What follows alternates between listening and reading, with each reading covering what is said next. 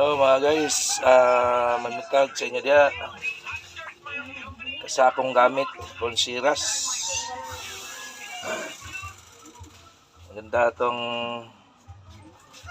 kasayan nga itong gamit ngayon.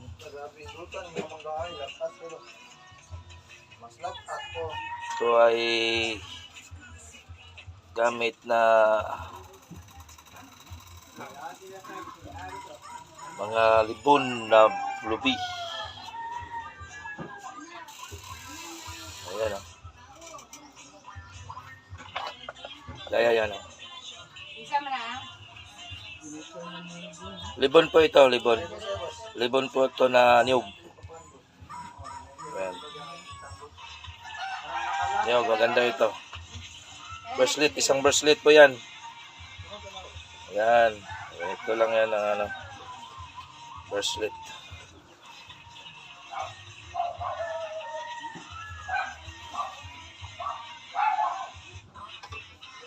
Gandang nito dahil ay itong kinakasa ko ngayon. Itong maganda. Tunay na tunay mga kasamahan ko. Sinsya po kayo na hindi ako ayan po. Hindi ako vlog mga ilang araw dahil ay mayroon akong importanteng pinuntahan baga nga mayroon din tayong mga kasamahan na nangingailangan sa atin. Yun ang pinuntahan ko. Pero pasensya kayo na hindi ko na vlog kasi hindi ko yung mga gaya na vlog baga na yung mga lakad ko papakita ko sa karamihan. Hindi ko kasi yan kasi mayroon din akong mga ginagamot na kapag ako ng gamot hindi ko pinapakita sa mga tao baga hindi ko binibidyo, hindi ko pinopost dahil bawal kasi sa akin yan. Kaya pasensya kayo mga kasamahan ko, yung mga fans ko dyan na matagal po ninyo ako hindi nakita kasi si Dato maraming pinuntahan. Busy rin ako. Kahapon nakalahib ako kahapon dahil ay mayroon din tayong bisita, mga retired nga sundalo. Bisita kahapon ko dito sa bahay ko. Mga retired sundalo yon.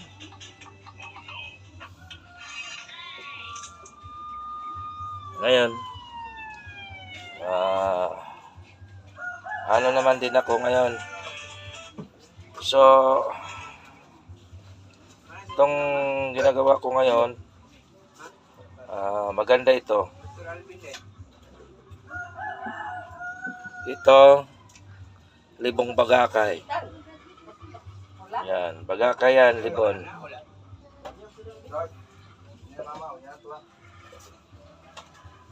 Kasi naisipan ko kasi na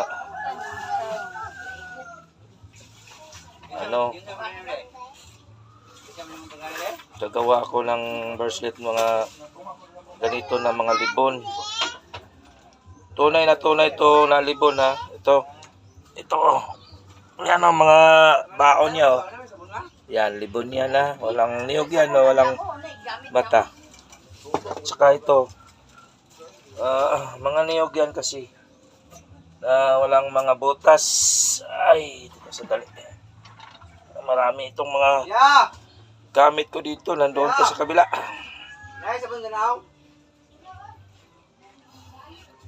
Nahati-hati ko para magawa kong bracelet. Tignan natin. Ewan ko lang, saan ba? Marami kasi nandoon pa kasi ang mga gamit ko doon. Yan ang tunay, hindi to. Basta sa akin ang galing tunay yan. Maril man lang yung may nagawa na kasi marami kasi ngayong nagawa na hindi kasi tunay. Pero sa kanila na yan. Hindi natin yan sa kanila yan eh. Ko, panilig ganit ko, mga sagbon ko. Ano man ay mo kuan ko nasama na pud lagi na. Parang turagan ko behelibe. Yun na po. Lola. Ganda kasi ito kapag matatapos na ito. Kasi ito, lalagyan ko pa itong mga mutya dito. Dito mga mutya. Yan. Dito. At saka sa ilalim nito, mayroon mga tinatawag natin na material spiritual Latin. Dito, pinasok ko doon sa loob. Pangdipinsa, pangkalahatan, pang-iway sa mga bad spirit. Lahat po ito, pangkalahatan po yan.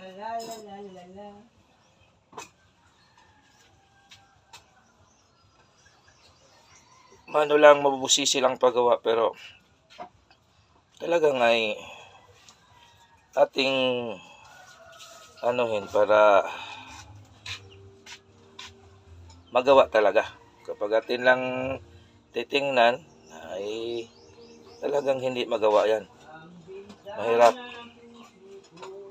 Kaya nga ito, mga hantingera, itong gawa ko,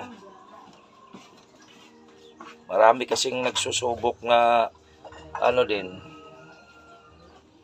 magagawa naman din sila, pero ang kaya awang ko lang kung tunay ba. Sa akin, hindi ko naman yan. Sa kanila din yan. Kasi, marami kasing mga nagdalang gamit ngayon, mga bata pa, naging commander na sila. Sa kanila din yan. Kaya natin na mga nagpa sila di. Sa kanila din yan. Pero respeto lang po ang kailangan natin sa mga ganyan. Sana yung mga gamit natin,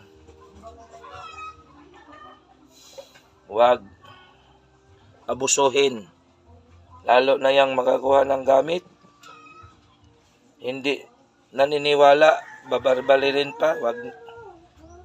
Kawawa ang gamit. Kung ikaw ay kumuha ng gamit, huwag mo nang subukan, huwag mo nang barilin. Dahil kapag barilin mo yan, makita mo yan, hindi ka naputukan, yung gamit mo, kung naputukan nga, hindi na susugatan, tumigas yung ulo mo. Na hindi ka na marunong sa ating Panginoon dahil yung dala mo na lang ang inutupag mo. Yan ang dito sa amin sa Mindanao. Wala, hindi namin tinisting yung mga gamit namin dito sa Mindanao. Pero yan na natin masusubukan kapag makakita na tayong mga humuno sa ating buhay. Kusang talagang lalaban yan. Kung sa paggamit ninyo na inalagaan ninyo mabuti. Hoy, ano mo mang paubsan na? Namali, Marami kasi karon ngayon marami kasi ngayon popos na tinististing nila, Okay naman din 'yon, wala naman problema yan testing. Okay naman din 'yan, wala naman problema yan testing. Pero talaga yan? Yung mga testing na mga yan.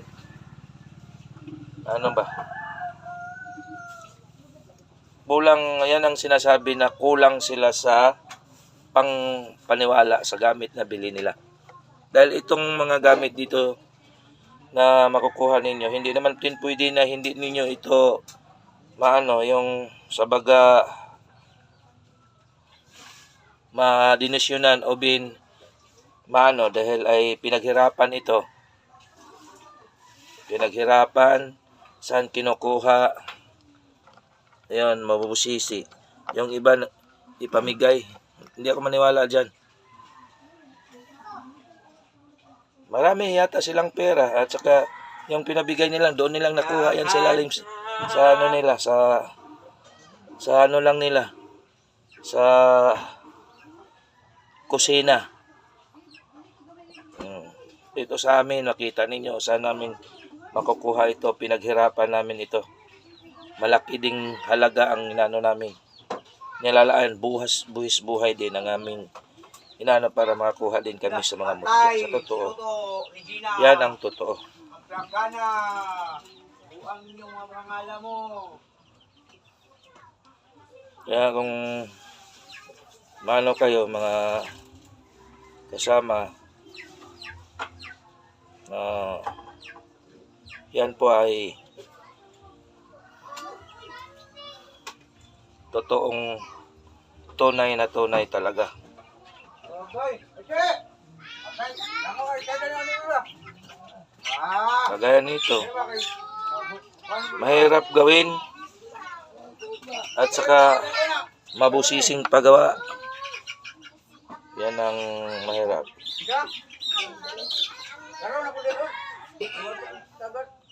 So, kaya po sana maintindihan po ninyo itong mga sinasabi ko sa inyo po, mga kasamahan ko, hantingero, bilang respeto sa ating lahat, mabata man o matanda. Kailangan respetuhin natin ang mga gamit sa kiniyahan. Huwag natin na ipalabastangan. Dahil kung yan ang hindi, palagi kayong nagtitesting, mawawala ang mga bisa. Mawawala ang mga bisa talaga dyan. Maniwala kayo na maniwala sa akin. Mawawala yan. Basta palagi kayong nagtitesting sa mga gamit. Bawal yan sa amin.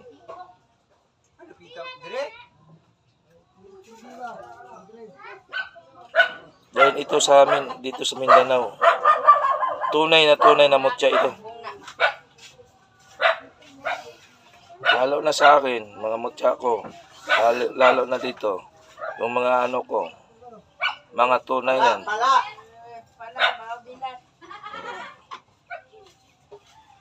Yan o, mga tunay yan, marami. Hindi lang ko naka-vlog ngayong araw na ito, mga ilang araw. Yan, mga tunay yan o. Mga tunay yan ha. Mga tunay yan ang mga gamit ko yan. Sabi ko sa inyo.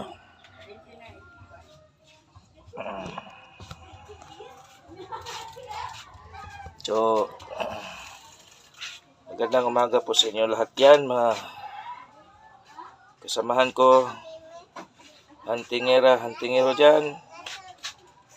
Magandang umaga sa inyo lahat. Yan. Maano pa ako mamaya, baka makablog ako mamaya, may shit ako ipapakita sa inyo.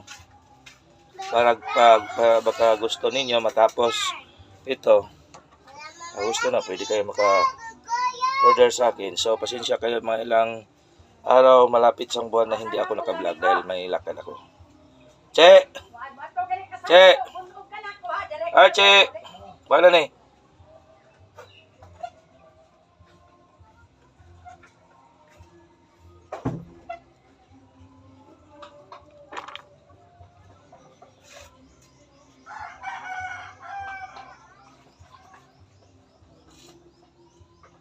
Che! Bida ni mo, Che!